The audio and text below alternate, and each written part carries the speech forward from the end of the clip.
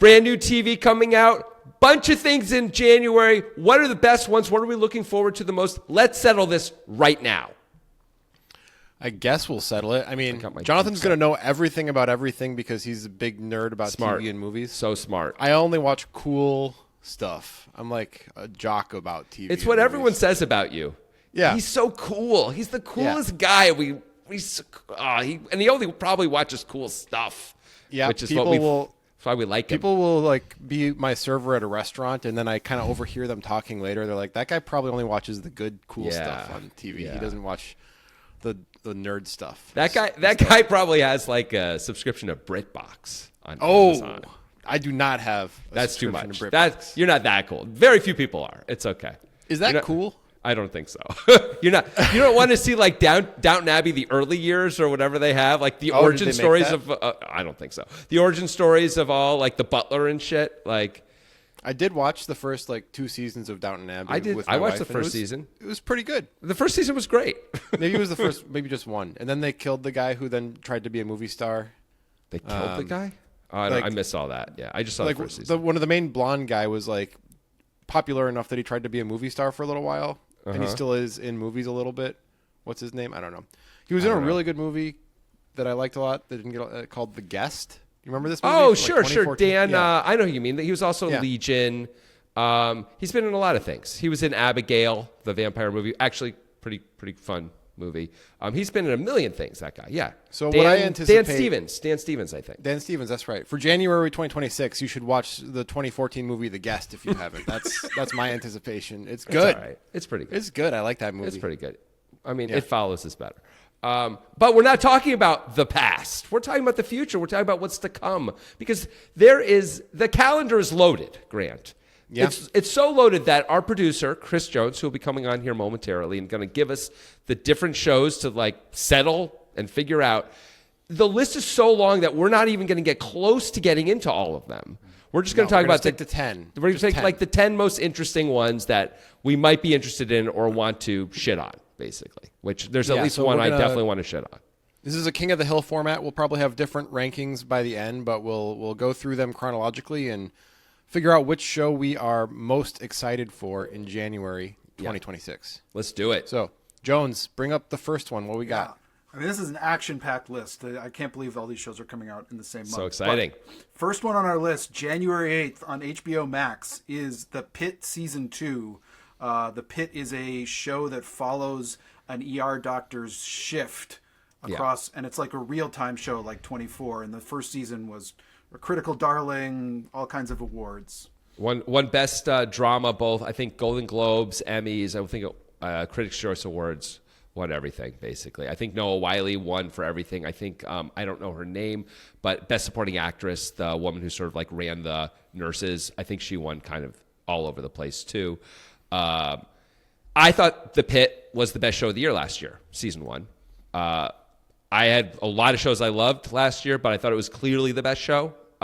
You could make a case for about 6 or 7 other ones, and I wouldn't kill you for it at all. I'd be like, yeah, that's fair. But I thought The Pitt was so dramatic, so intense, so emotional, powerful, authentic. For me, I don't see how anything could beat The Pitt. I mean, we're starting with the biggest banger of all, as far as I'm concerned, because that show came for me out of nowhere. I never watched medical dramas before. I didn't watch ER. I have no love for ER. I don't care. But The Pitt got me interested in medical dramas. I started watching medical dramas, seeing if I could find something else to replicate The Pitt, which I couldn't. Nothing else is as good as that show. Oh my God, I cannot wait for The Pitt season 2. I feel the same way as you, except for the cannot wait for season 2 part. It's kind of like I'm afraid. I'm afraid that they're going to break my heart. Because they will. The Pitt is. I think that I might have seen it and then texted Jonathan and been like, dude, The Pitt is so fucking good. Have you seen The Pitt? Like everybody that I talk to, I recommend, if they ask for a TV recommendation, I'm like, if you haven't seen The Pitt, that's the first place you should go, because that show, it doesn't sound like it's going to be that good. It's, ER meets 24 is exactly what it is, but it's better than either of those shows by a lot. Mm-hmm. And it just crushes it. I don't know how to explain how they do it, because I don't really understand the inner workings of how to make a good TV show, but it manages to be all the things that Jonathan said, plus entertaining throughout. There's not a moment where you're not entertained. And they just pull it off with perfection. I don't think there's a bad episode in the entire season. I'm sure there's a worst episode of the season, but I don't remember ever watching an episode and being like, well, that was a dud. It's too bad that I watched that one. So I'm very excited for season 2 because The Pitt is my favorite show since Better Call Saul stopped running, which is like my top show. Better Call Saul and Breaking Bad are tied for my top show basically. And The Pitt's by far my favorite thing since that stopped running, including shows like Severance, which I think is great. But The Pitt is way better. It's just better. I don't know how to explain it. They just did everything better. Everything's perfect. I'm afraid that the perfection is going to go away. It's too fragile. It's like when you're getting over a stomach bug and you want to drink water really badly, but you're too fragile to drink it. I want to drink that beautiful Pitt water, but I'm afraid that I'm going to throw it right up. That's what I'm afraid of. I think these guys are going to deliver. They did 15 episodes. Most Severance is putting out like 8 episodes a year, and 8 episodes every 3 years.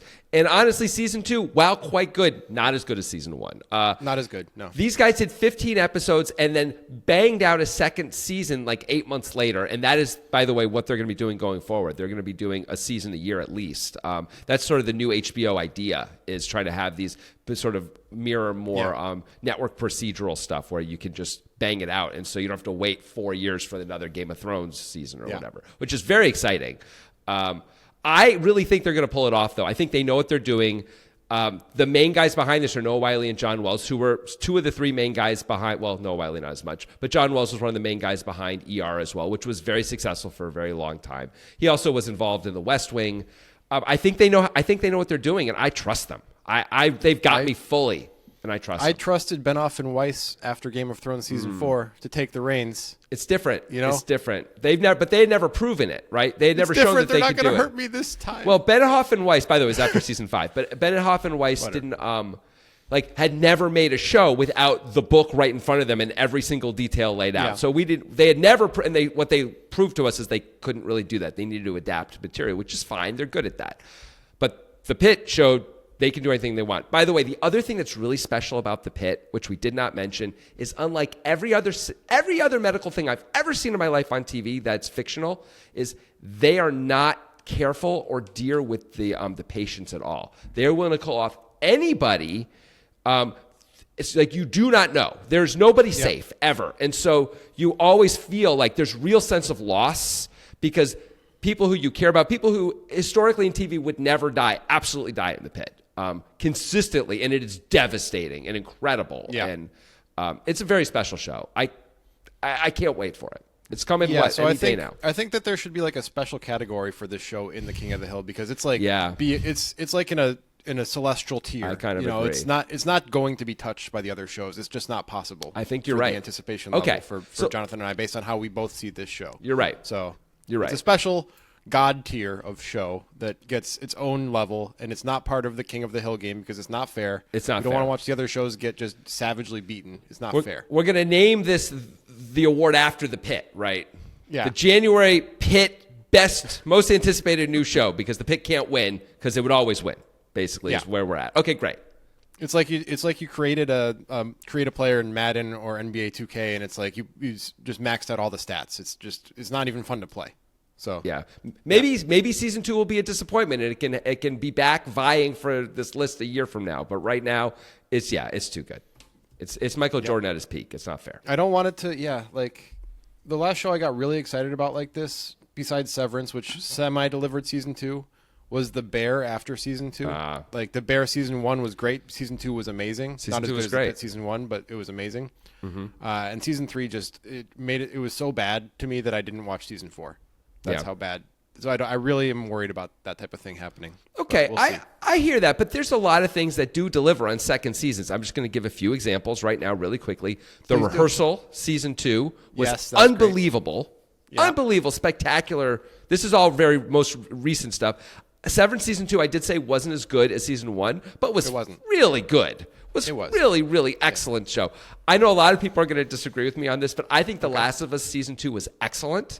I really loved it, and I don't care what anyone else says. I would argue Peacemaker season 2 was really, really good as well. So those are just a few off the top of my head of stuff that came up in the last year anyway that were season 2s that really, really held on. By the way, Shrinking season 2, which is a little bit older now, that was 2024. Also, an excellent season. Excellent. Right. I think better than season 1. So it's possible. Let's talk about the scrub shows, the shows that have no chance to beat the Pit, but can be on the hill, Okay. but not in the God tier. Yeah. Okay, No that's everybody Celestial else. tier, but the next ones. Well, speaking of a sequel, now I will admit I have not seen the original season of this, but on January 11th on Prime, The Night Manager is returning for a season 2 after like a 9-year hiatus. Yeah, that's so weird to me. I saw the first season, but like when it came out. So sorry, go ahead and give a description of the show. So it's a show about, as I understand it, Tom Hiddleston is an MI6 agent, and in the first season does kind of spy-ish type things. I mean, who knows? It's been 9 years. And is kind of thrown back into this to the fray through a violent encounter, is the way that it's being described. Okay. To give a little bit more context for season 1, because I do remember at least parts of it, he was a night manager at a hotel, and I if I remember correctly, that he was like legitimately doing that job. It wasn't like he was being a spy initially, but then his spy stuff became necessary due to his moral conscience based on a situation that he was observing, and then he gets thrown into that situation, and that's the rest of that season. Does that sound right, Jonathan? It sounds right. I did not see The Night Manager either, so I cannot speak to it. I am shocked that we're really doing season 2, that they actually, of all the things we could be doing here. With Tom Hiddleston. Tom Hiddleston, you think, could do a lot of things. It's weird that this is what he would choose to do. Well, here's what I remember about season 1. Okay. And I don't know if this really counts as spoilers, but I think it's for the people who haven't seen it, the pilot episode is great. Like, I remember it's one of those shows that's just got that great pilot where you're just like, okay, I like where we're going with this. Let's find out what happens. And then it goes off the rails a little bit and is just not as good the rest of the time. It doesn't fall off as hard as some shows. In particular, there was a show that Sean Bean did right after Game of Thrones called Legends, which had an incredible pilot, just like so good. And then episode 2 was like, did somebody just take a shit and take a picture of it? Was that what episode 2 was? Like, that's how bad it was compared to episode 1. It was so bad. Sorry, Sean. Yeah, but it's like they came up with a pilot. It was a great idea, and it was an awesome pilot, and then they had nothing. The Night Manager, the pilot is very exciting. It's like you get to meet these characters, and it's really good. And then episode 2 kind of meanders, and it ends up being like Tom Hiddleston like went from being this kind of bespoke guy who is a night manager at a hotel to wearing a leather jacket and riding a motorcycle, and you're like, that feels like forced. I don't like the leather jacket and motorcycle version of this guy anymore. It's not working for me. You know, that reminds me, had a great pilot episode, but then the rest of the limited series wasn't as good as the show The Bodyguard that was on Netflix like 5 years ago. Richard Madden, where that pilot episode was spectacular. Like, I remember everyone was talking about just that one episode because it was so intense and so incredible. And I watched the whole thing because of that, and we never got back to anywhere close to that height once again. So all right, so Night Manager is the de facto top of the hill, but I'm it's guessing got it's no not chance. going to It's got stay no there. chance. We're not excited. We're not going to. I'm not going to watch it. Are you? There's a very tiny chance. Okay. Like 4%. I mean, look, if anything gets unbelievable reviews, I will watch it, of course. But like, assuming it gets normal reviews, it's not going to pull me in. Yeah. All right. Yeah, What's next? It's a weird choice to return to it sort of these many years later when I don't think people were really calling for it in the first place. But maybe the scripts is just fabulous, Yeah, I mean, and maybe they wanted to do it, or maybe the director had a vision and they all got caught up in it. I mean, that's cool, I guess. Maybe that's a sign that it's going to actually be good. You know, like that nobody understands why this is happening. It's kind of like when a sports book has a something priced in a certain way, and you're like, why is it priced that way? That seems like wrong. It's like, oh well. There's probably something behind that. You know? Yeah. So maybe. Yeah. Another season 2, January 14th, Apple TV has the return of Hijack. Now, Hijack is a show that I have seen, and it is a kind of Idris Elba plays a business kind of guy who's like a negotiator, but he's thrown into a hostage situation and has to use those skills in that. And apparently we're switching from a plane to a train in this season 2. I mean, we're Switching just from a plane to a train. So he's doing basically the Liam Neeson's career thing. It's where Die just Hard. Liam Neeson on a plane, Liam Neeson on a train, Liam Neeson in a submarine. it's all the Die Hard movies. We're gonna hit them all eventually, right? I mean, that's what it feels like. Like Let me give you the synopsis of every Liam Neeson movie. He's commuting on some sort of a vehicle, and he's just a normal guy, but he's got a dark past, and he's a little bit, still haunted by that dark past. But he's turned it around, He's got a granddaughter who lives many states away, and he's so happy to go visit her despite his estranged relationship with his daughter, who is the mother of the granddaughter. And then he notices something. Somebody innocent seems to be a little bit unfairly treated by somebody who looks a little bit gruff. Perhaps they look like they could easily take Liam Neeson in a fight, but then they end up in close quarters, and guess what? They can't easily take Liam Neeson in a fight.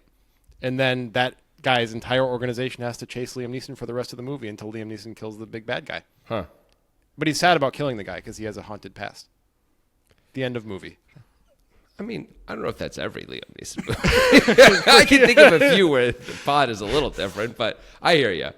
Yeah. Like Unknown is a little bit different, but Okay. but unsatisfying. It's an unsatisfying Yeah. Schindler's plot. List is a little bit different too. I'm talking about Nell. post-Taken. No. Unknown is a post-Taken Liam Neeson Okay. action movie. All right. But it's not good. It's not good. So it doesn't. I mean, matter. but my synopsis is somewhat accurate. It's right? fine. No, you did fine there. Yeah. All right, but Hijack. We're talking about Hijack. Right. Hijack. All right, so- Okay. So go ahead. You go first on this one. I think you're more excited about this one than I am. I'm going to put it that way. I really enjoyed season 1. I thought it was entertaining at times, but it was one of those shows where I almost didn't watch the next episode a lot of the time. I did get through it, which says a lot because I don't get through most shows that I start, but I didn't get to the next episode with ease. It wasn't like The Pitt, obviously, which is just like I could watch 10 of these in a row right now. Yeah. Let's go. If it felt a little campy and a little forced, a lot of the show to me, and a little bit too unrealistic. But that's okay. It's still entertaining and fun.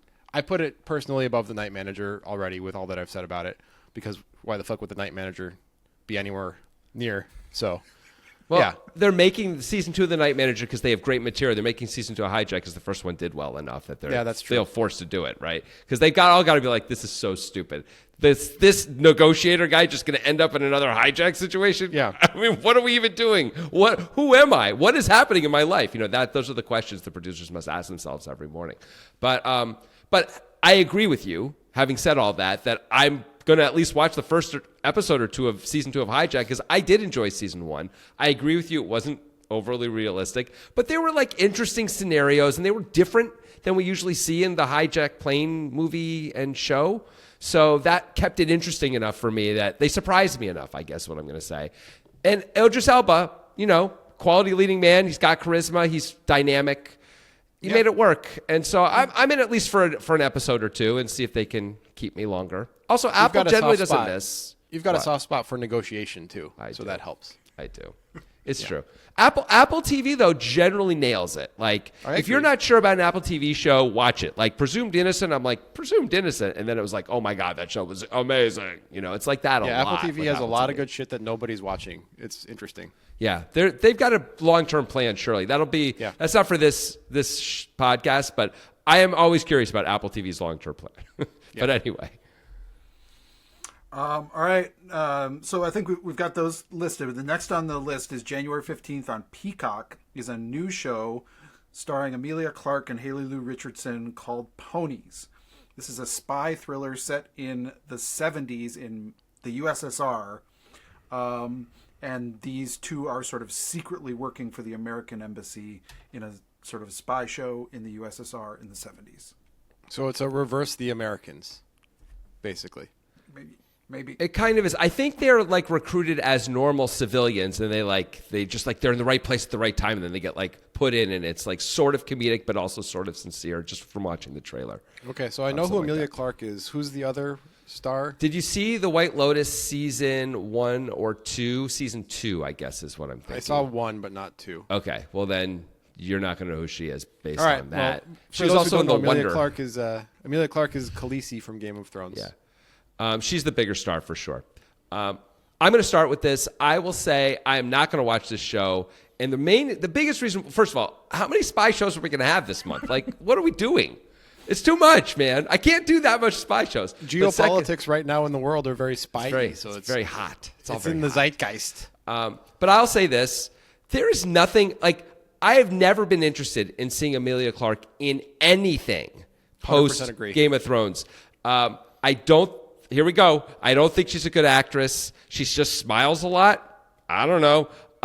There's no appeal there for me at all. So her being in the show is like an immediate, like, definitely, I mean, boy, that's going to have to get like a 95 on Metacritic for me to watch that show. Then I'll check it out. But like, otherwise, like, man, she's like the opposite of Idris Elba. I guess in a lot of ways she is the opposite of Idris Elba. But I mean, in terms of like being charismatic and dynamic and all that, I feel like Idris Elba, it's like I'm like glued to the screen most of the time.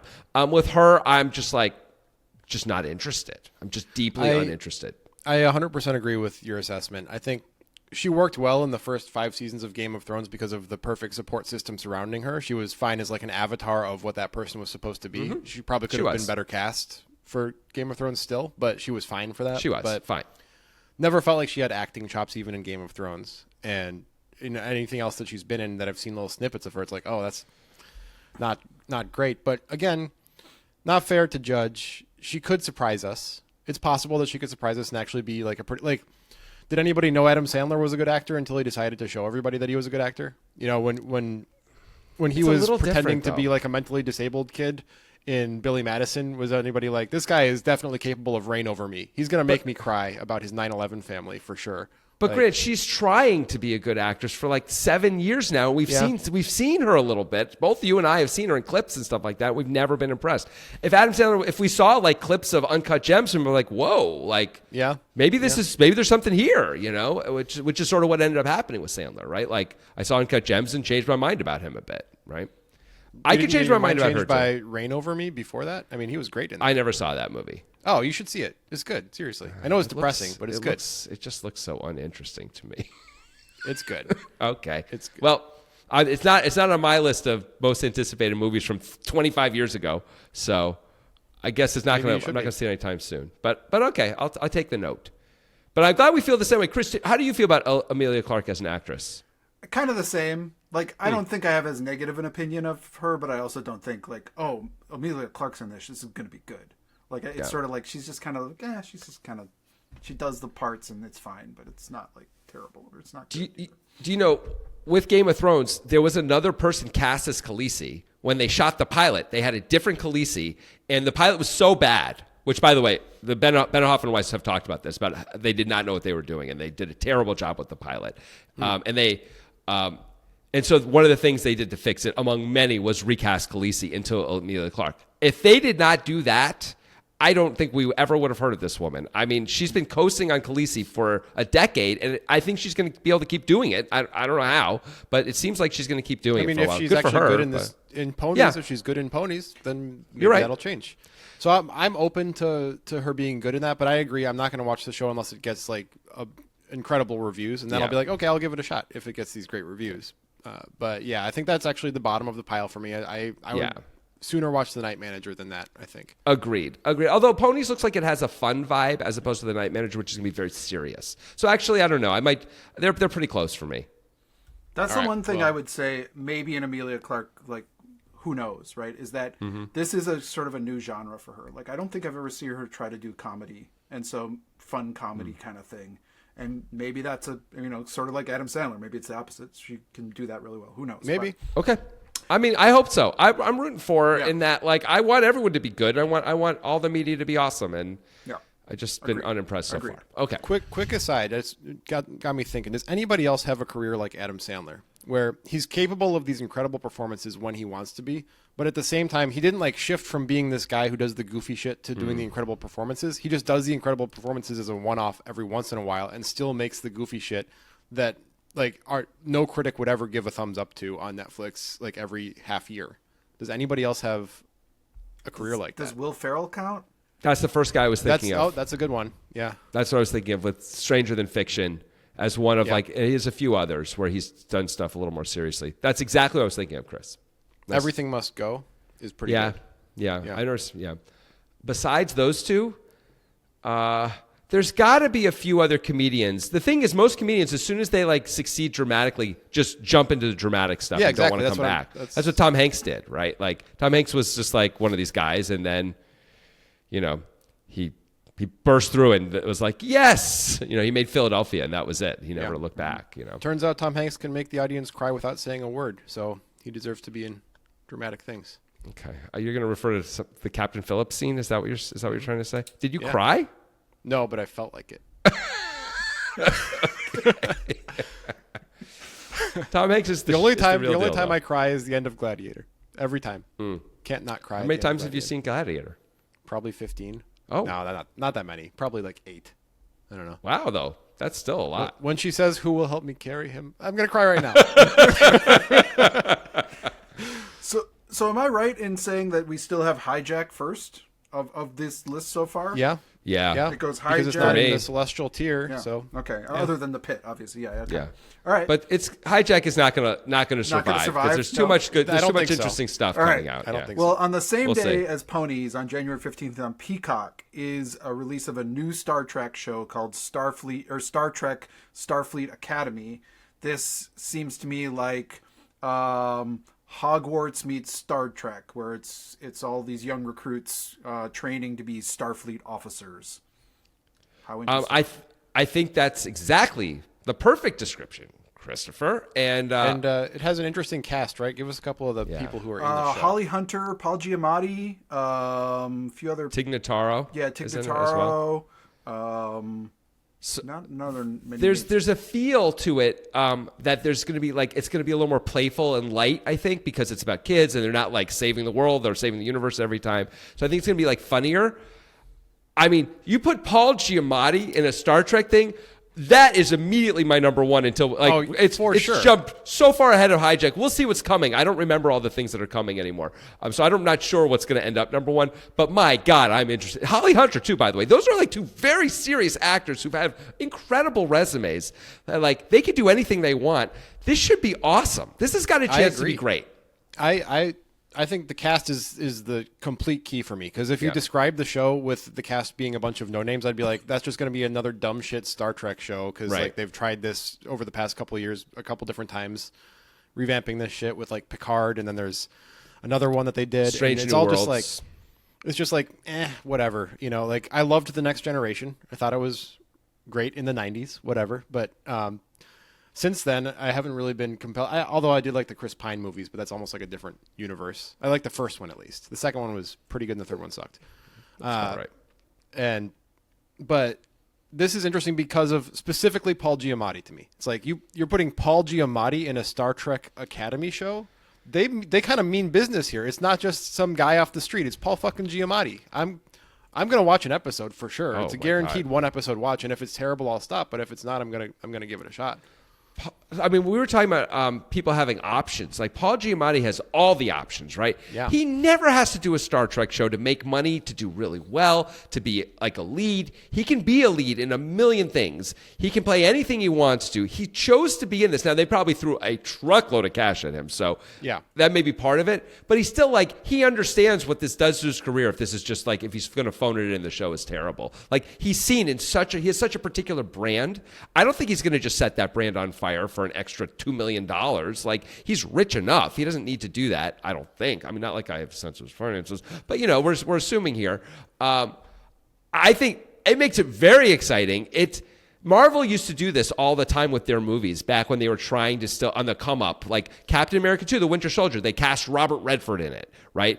That way there's a name you know and trust. Like, okay, you barely know Chris Evans. Yeah, there was a Captain America movie. It did okay, but like, you know, but like this is a guy that says like it's gonna be okay, and they did that with all of their early movies. They always had like one older actor you would heard. Glenn Close was in the first Guardians of the Galaxy. It's the same idea, right? That's like this, except he's like a lead role, and he's gonna be a lead role throughout. So it's like, I don't know, man. It's working on me. I will say, like, I'm really excited for this show and think it's got huge potential.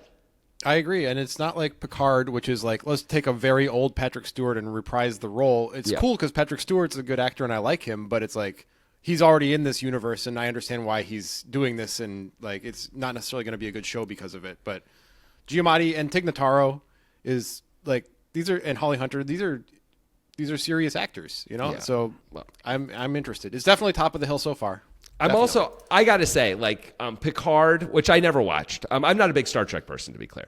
Picard and like every season of 24, at some point I just start to think like, these people's lives are so full of like almost dying. It's crazy, you know, like Yeah. Jack from 24, Jack Bauer has almost died like 175 times in like a 12-year period or something like that. Like it just, now I understand you're not supposed to think of it that way and fine, but like every episode he has to almost die at least once, right? I mean, it's ridiculous. I like new stories with new people where it feels more organic instead of like, well, Picard has to save the universe again, you know, and just like every you know, it's kind episode, of I don't like that. The Murder, She Wrote theory of like, I guess Right. she's the murderer because how else are there so many murders in this small town? Right. You know, well, she travels, but yeah.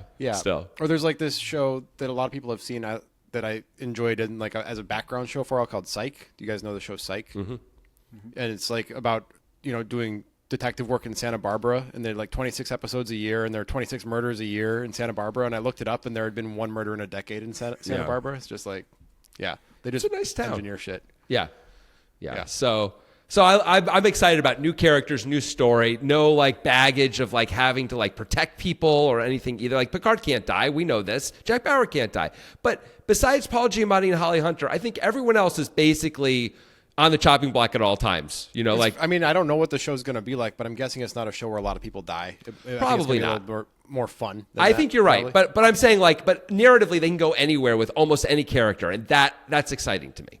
Right, it's not like the fucking Obi-Wan Star Wars series where it's Exactly. like every character in this lives to the next Star Wars. So why are we watching them fight? Like, Well, yeah. Except the characters you've never heard of and will never Yeah. see again. And they're gonna die. they're Yeah, going to die. that's And fine. actually, even turns out, maybe they'll get lightsaber through the heart, but they won't die because no one dies anymore in Star Wars, apparently, because we don't do that. It's a good way to destroy that franchise, by the way. Grant. Good did job. it. I Good job. made them sell to Disney and Disneyfy it. I did it. Oh, man, such a... All right, so that's top of the hill. The Star Yes. Trek All Fleet Academy. Well, our next is show, top of I the think hill. people will die.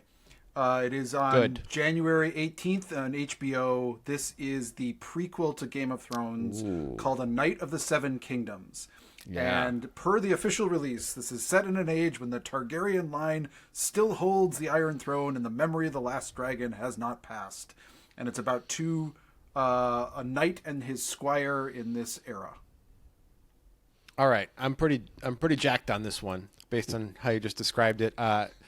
Being fully honest, I have not seen season 2 of House of the Dragon. I saw season 1 and enjoyed it pretty well, but it didn't have the same pull to me as like the early seasons of Game of Thrones, where it made me need more. I'll get back to it eventually. I think it's not like I didn't like it, but I thought it was pretty good. But I will watch season 2. But this sounds like it has more potential than House of the Dragon to me, because I feel like House of the Dragon is sort of trying to do the same thing that Game of Thrones did, just this gigantic story with all of the different factions and all of the different storylines going at the same time.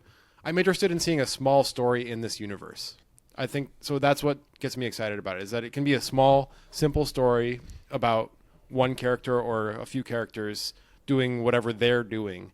And I think that's cool. I want to check that out. I'm interested in it for sure. I mean, there's no way I'm not interested in this. Like, I have seen season 2 of House of the Dragon, and I've seen every episode of Game of Thrones multiple times. Even season 8, I have not seen season 8 more than once. I couldn't rewatch can't. season 8. I couldn't do You it. can't No, do no. it. I think I've watched everything else though at least twice, and some things more than that. The first 5 seasons are such an outrageous rewatch. Like, you can do it at any time, and it's incredible. Grant and I have done that at least once.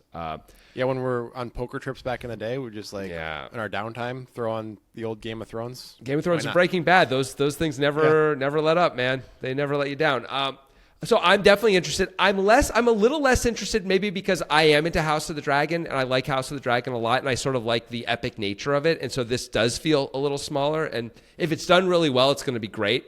I'm a little concerned about it not being as good. I watched the trailer. It wasn't exciting to me. That doesn't mean it's not going to be a great show. I'm certainly going to watch probably multiple episodes of it, honestly. Like, even if the first episode isn't great, I don't think I'm going to bail on it right away, because I didn't like the first episode of Game of Thrones the first time I saw it either. I couldn't keep track of who everyone was, and it took me a solid, like, beginning of episode 3 to love that show. And I had a couple watches before I got into Game of Thrones. Actually, I just had to see like how people really loved it, and I was like, okay, I got to give it another chance. yeah, and then it really pays off. As soon as you feel like you know who everyone is and the context and all that, you're good with Game of Thrones. But they just throw you in the middle of it. They don't really they don't take your hand. They're not doing a fish out of water story like they usually do to introduce you to a universe. Yeah. They just start.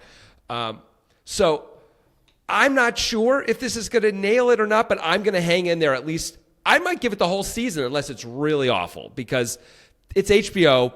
They're not idiots. This is a really important series for them. Like House of the Dragon was vital to do well and to be a good show. But this is also like this brand is maybe their most valuable brand at this point. I guess Harry Potter has more value to them than Game of Thrones. But it's right up there anyway with like it's HBO's most valuable brands.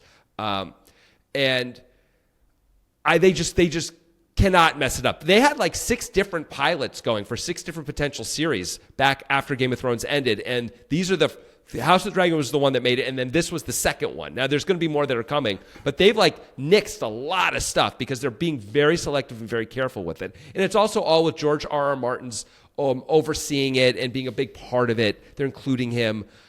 So with all that said, I'm getting excited now that I say all this. Like, how could this be bad? This is going to be really, really good. This is the top of the hill for me. Top of the hill. I think this is probably top of the hill for me now. Like the quality is more likely to be assured than of Starfleet Academy, which is like high variance. Like I think I'm excited for it, but it's high variance.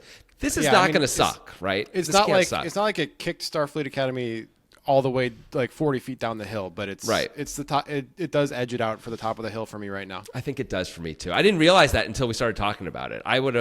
But yeah, it's going to be good. How could it be bad? All right, I'm in. No, but it's number one. I agree. It's one. Starfleet Academy's 2, and they're close, but it's number 1. All right. Like Game of Thrones has still got that luster to it. You'd have to pay me to watch whatever Amazon Prime puts out next with Lord of the Rings branded to it. You'd have to fucking pay me to watch that boring shit. Oh my God. I made it through one episode of Rings of Power and was like, I don't know what we're doing. We spent a long time walking. To make me fall asleep? What is this? The first episode is we're going to walk across the country and nothing's going to happen. That's the episode. And then it turned out the whole season was kind of like that. I read this. It was so boring. I can't. They spent so much money and it was so boring. I think they made 3 seasons now, right? And I'm pretty sure they're going to make all 5, but no one is watching that. Like the viewership has dramatically cratered, but they sort of like committed to it, and I think they're gonna finish. But they're making they're spending so much money on it too. It's sort of just a disaster for Amazon. Yeah. Anyway. All right, so we've got a pretty clear top 2 right now. I think Hijack is pretty far behind as the third. Agreed. Cool. All Chris, right. Where are you with some of these shows, like Starfleet Academy and the Game of Thrones? I think definitely Night of the Seven Kingdoms is higher for me.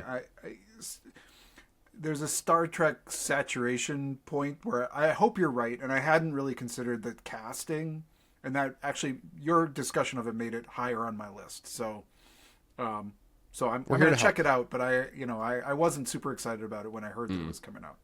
Got it. Okay. All right. A new show, January 21st, FX, called The Beauty. This one, the description is kind of okay. So it's basically a new drama about when high fashion turns dark and supermodels begin dying in gruesome and mysterious ways. This 2 FBI agents go to Paris to uncover an STD that transforms ordinary people into visions of physical perfection. And then there's a whole bunch of other stuff going on. Huh. I know, it's interesting sounding. It's weird. It's super weird. I have not heard a show described before that sounded similar to this show, so that gives it a little bit of a leg up. I trust FX to some extent. I think like when they make something, it tends to be pretty good if it's well reviewed. Like Devs is an incredible limited series. For those who haven't seen that's FX. You're right. Devs is an all-time series. Yeah. Alex Garland. That's a fantastic limited series. So like, if it has any sort of similar quality to some of the other things that FX has put out, it could be really good. It also sounds like it could be fucking awful. It really does. It sounds like it could just be like the worst dog shit ever. It sounds just, honestly, it mostly sounds like it's gonna suck. But I'm curious. It's by Sean Ryan, I think, right? Who's the guy who did Monster on Netflix, which are like the serial killer shows, which are really popular. I haven't watched any of that stuff because I don't like having nightmares. I think he also did Glee. He also, I think, did American Horror Story. I think it's that guy. So he sort of knows how to do populist TV pretty Those well. aren't my types of shows. But I haven't really gotten into any of those shows. This sounds more interesting than any of those shows, I will say. There's a chance this is going to be really cool and really good, but it feels like it's more an opportunity just to shoot a lot of people at sexy angles, you know? They're gonna, like hot people at sexy angles. Yeah, I think that's probably going to be a big part of it. And I think if it actually is good, they're always going to be walking on the razor's edge of like, is this too stupid to be good anymore? Because it's an STD that makes you pretty. Like that's. But you know, the ideas that sound dumb often, if executed well, are really awesome. Like I remember when The Purge came out, the movie The Purge. Yeah. And the idea behind The Purge sounded pretty stupid. Like, oh, there's a day where like all crime is legal. That's so stupid. But they like thought about it. And they're like, how would this actually work? And then they made a movie about it. And the movie was pretty awesome. And they made a bunch more, which, you know, it's diminishing returns after a while. But I would say the first 3 Purge movies are actually, the third one is quite good. And like, it's a pretty interesting idea if you actually think about how would you really do this in this country if you were going to do it? Like, what would the reasons be behind it? How would logistically it work? And then they actually answered those questions and then made a movie about it, and it worked. So this could be the same thing. It's possible. It's just like the fantastical realism of it feels like that's another hurdle beyond that. Because like, agreed. You know, there's the first ever episode of Black Mirror is not beloved, but I actually thought it was really good, where the president has to have sex with a pig or whatever, and it like you hear the description and you're like, that's dumb. This like oh cool, the president has to have sex with a pig, but then they actually put you in the situation where the dude has to have sex with a pig, and like he has a family, and like everybody's gonna know about it, and it's like this is some serious shit. Like this is real. This is this guy's life right here. You know, like so. I also want. I want to say, done. Yeah, like another example of this in a different direction, though, is the movie The Substance, which takes a sort of absurd idea, and which is basically you can get a shot and then you become 2 bodies, like a young, beautiful self, and then your older self, and you sort of like can only be in one at a time. And it sounds sort of crazy and weird, and it is crazy and weird. And the movie leans into the crazy and weirdness of it and stays far away from the realism parts of it almost entirely, but really makes it work for almost the entire movie. And it's really, really, it knows what it is and is pretty fabulous for most of it anyway. So you can go that way too. It doesn't even have to be like gritty and, you know, realistic, but it has to be well done. And I think what we're going to get is a professional level show, but I don't know if it's going to be our kind of show. I'm pretty like, am I really going to watch this show?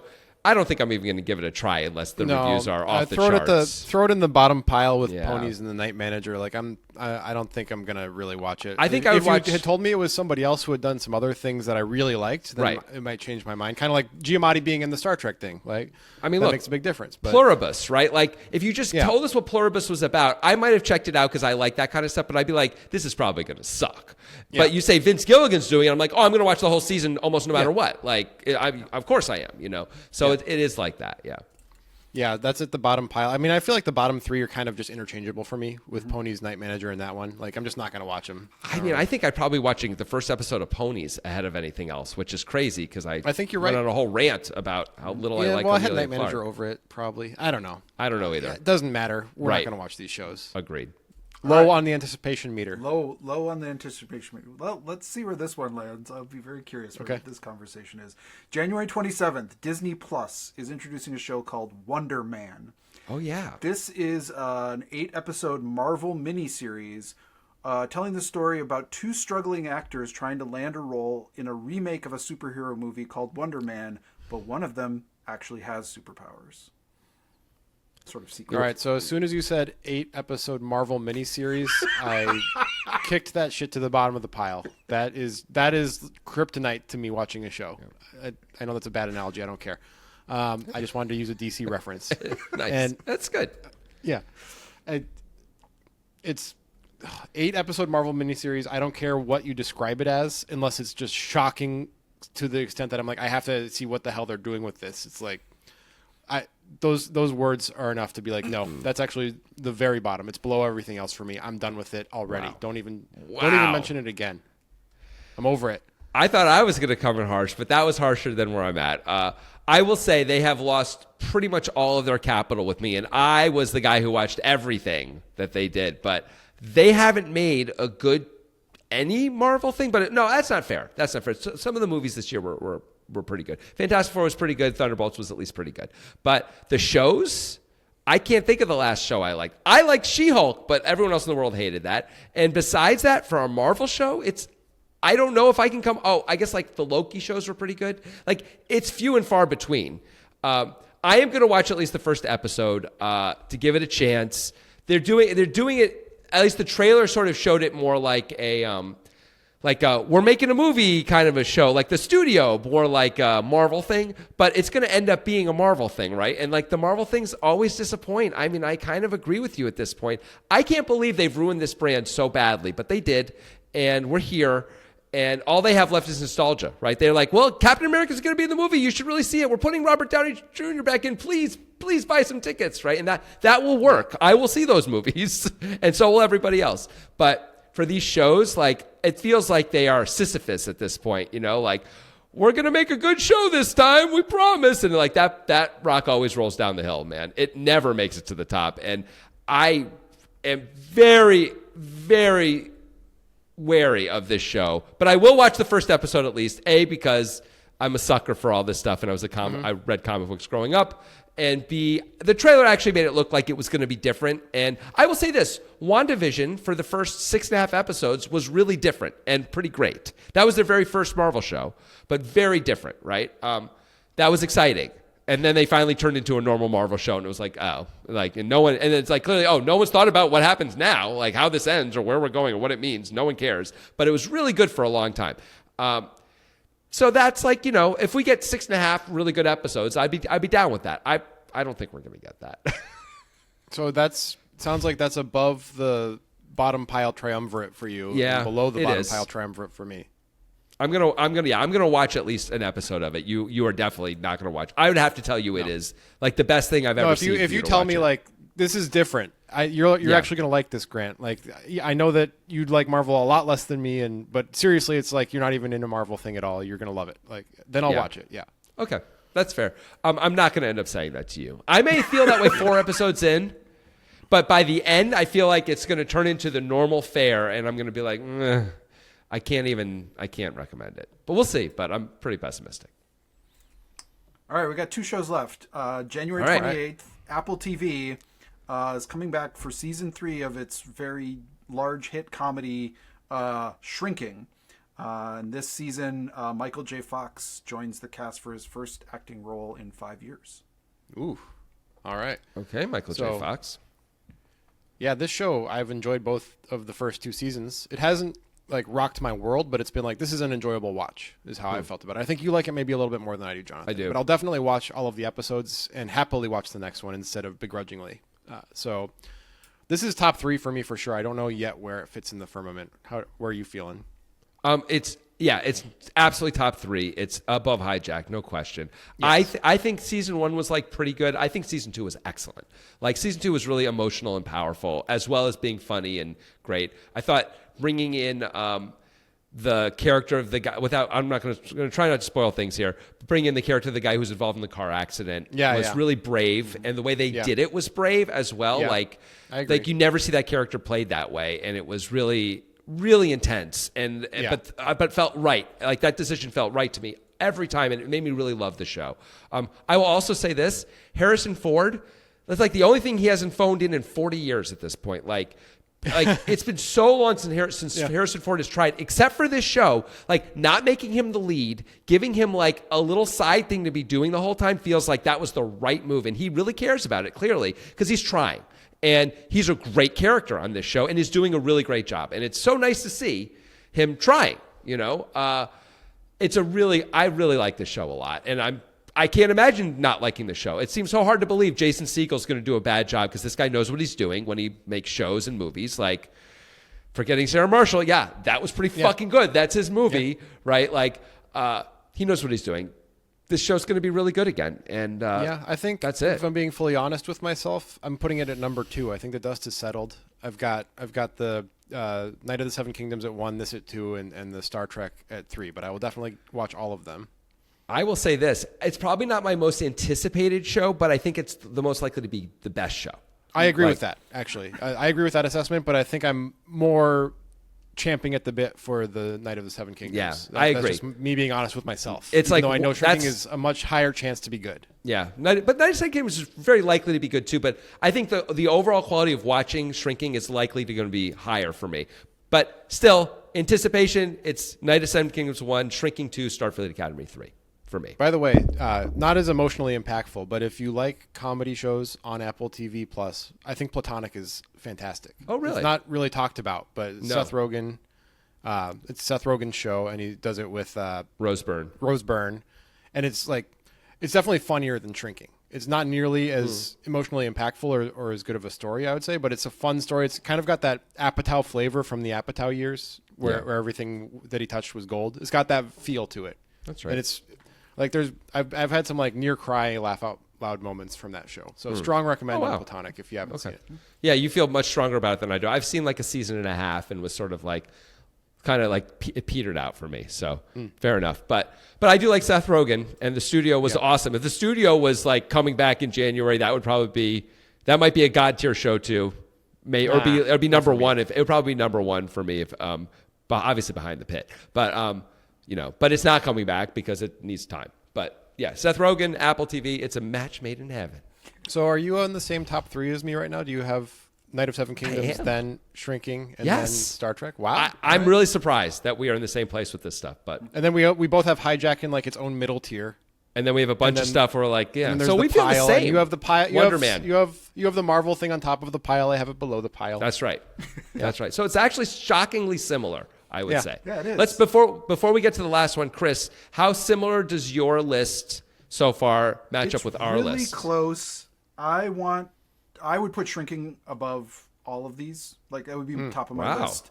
I agree with you. It's not like it's not as one you anticipate, but it is a show that every time it ends, I'm like, this is a really good show, and like I just leave it feeling like it's really well done, and it's not trite, and it explores complicated things, but it's funny and poignant, and it's really good. So I think that one's top of my list. I'm excited about Night of the Seven Kingdoms.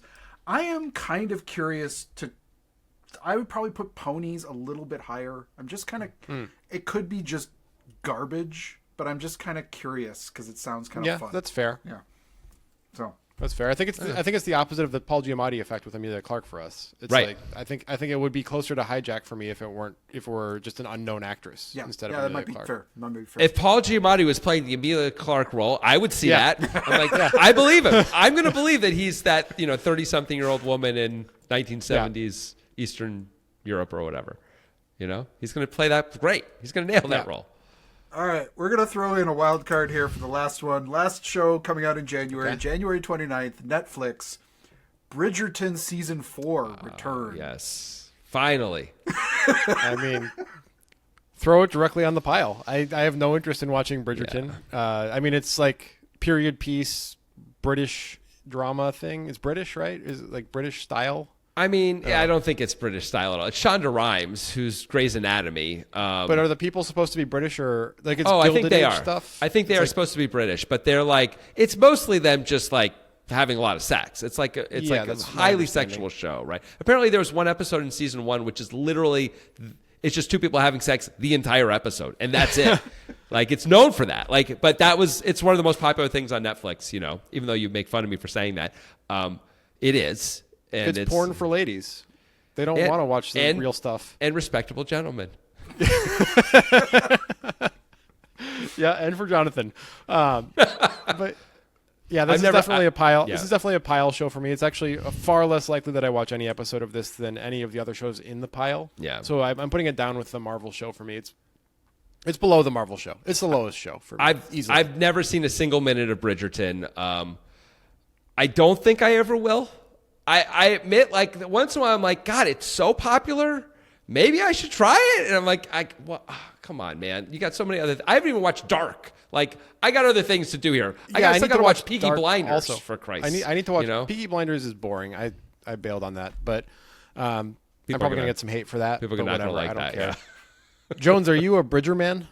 No, but you guys have to watch Dark. That's an all-time show. Okay, there you go. All right. See, I've heard this from a lot of people, so I too. mean, I really.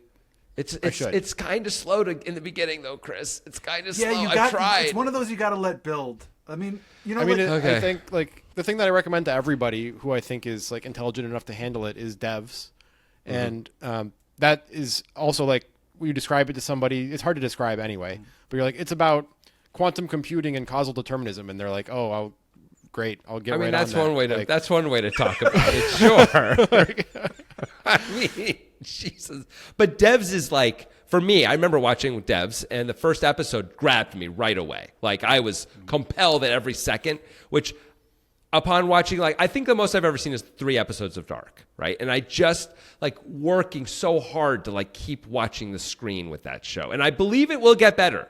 But it's so hard to like, it's so much effort. That this is years ago, the last time I tried. So I keep telling myself I got to get back to it and try again because it's so loved by so many people. It has a very plodding German aesthetic, which is slow to build, but like some of the payoffs are so like I'm not giving too much away to say that it's a got time it messes You're with okay. time, right? Yeah. And I think so many shows that try to do that are so bad and so don't think about all the like the nuances and like the complications and the ways that the paradoxes and whatever. And this show like meets it head first, and it's cool. all Okay. right. I mean, I will That's give cool. it a try. Do they do a temporal pincer movement? Nice. Curious. Tenet reference. Very good. I'm convinced that Christopher Nolan only made Tenet so he could say temporal pincer movement.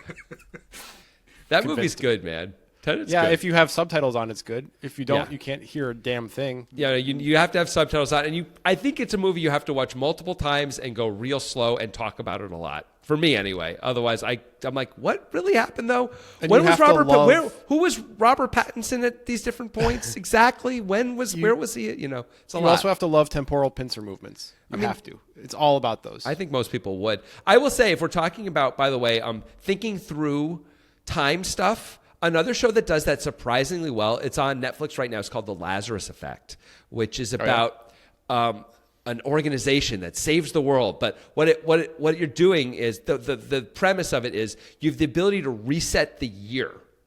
So, like, something bad happens and the world's about to end, you can, like, pull the plug and you go all the way back to whenever there's like a starting point for the year, when it's like So it's January kinda 14th like, or whatever. You go back to January 14th until you get to the next year.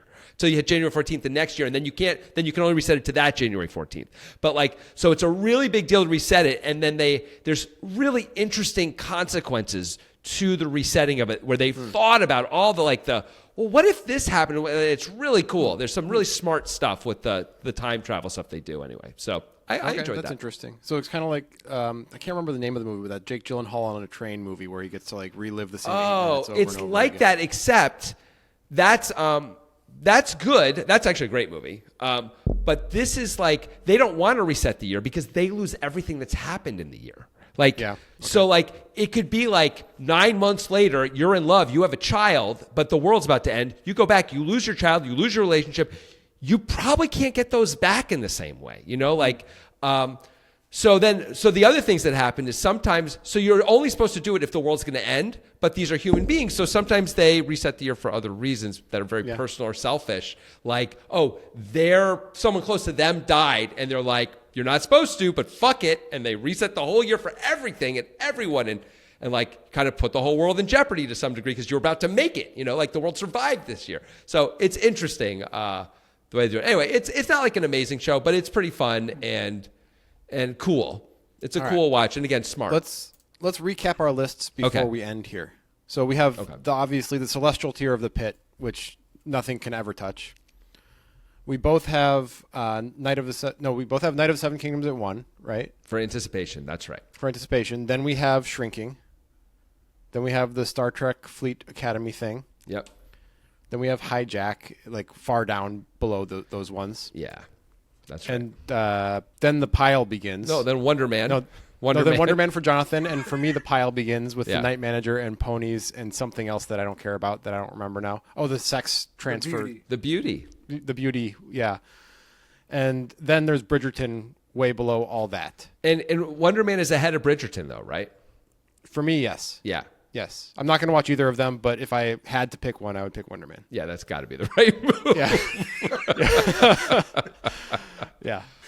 Yeah, So we that- have very similar lists. That's cool. Shockingly similar list. So Wonder Man is the only thing that's different about our list, basically, right? That's amazing. I really can't believe that we were so close. And Chris was really close to us also. I assume Bridgerton wasn't anywhere No, it's- up on your list either there, It's right, way, Chris? Way towards the bottom. We're guys. Honestly, we don't watch right. Bridgerton. But, Anticipation is the right word because I am anticipating the Pitt season 2 a lot. But as far as how excited I am, I think it actually would go below my top 3 because I'm scared. Oh. It's too good that it is so good that it scares me that it's going to be bad. I'm It's not like even. I'm a little. I don't even feel necessarily excitement about the Pit. I'm just like so sure. I'm so confident in it that like I hope you're right. I don't feel it's as opposed to like something like Shrinking where I'm like, ooh, that's like kind of cool that's coming, or Starfleet Academy. I'm like, whoa, what's that going to be? I know what the Pit's going to be. I mean, I just know it's going to deliver. I believe it's going to deliver. Again, you're right. like one of the best shows of the year, like it has, like it did last year, and I think it's just going to do for a while. I hope I'm right too. I really hope you're right, man. You're always a big future optimist, though. I know You really are. I really, it's hurt me so many times. I've been wrong so much in my life as a result. But Maybe I we'll I still come remember back when and- the early reviews for Man of Steel were coming out, and you were like, "This, based on these early reviews, this is going to be one of the greatest movies that's ever been made. Like, it's going to be so I good." think I said greatest movies ever. I probably said like one of the best best superhero movies or something like that, or action Yeah. movies is the most I could. Yeah, I would not say that about that movie, but that movie wasn't awful, but it wasn't. It wasn't great. No, I have said that about many things with like, oh, the early buzz on fill in the blank bad comic book movie project. It's really great, and you're like, come on, man. And I'm like, no, man, this time it's different. I'm a this time it's different kind of a guy for sure, and wrong so much. But Maybe once in this a while, time it's different. Guardians of the Galaxy was great. Once in a while they deliver. The Spider-Man movies are great. It can happen. It's possible. happen. We have a moment here and there. The new Superman right. was really good. It took us a while, but I think we settled it. I think we absolutely settled it. I gotta chip away at the work. I got a bigger play to rehearse. I gotta live today like I'm in the race. Show the world I know my own worth. Heavyweight to burden, I persevere. Been persevering since birth. Fight for what we deserve until we reunite Mother Earth. We're rewriting the rule book, rewiring our brains. Deep dive in the framework, yeah, we can be the change. Future's ours to claim if we grab it by the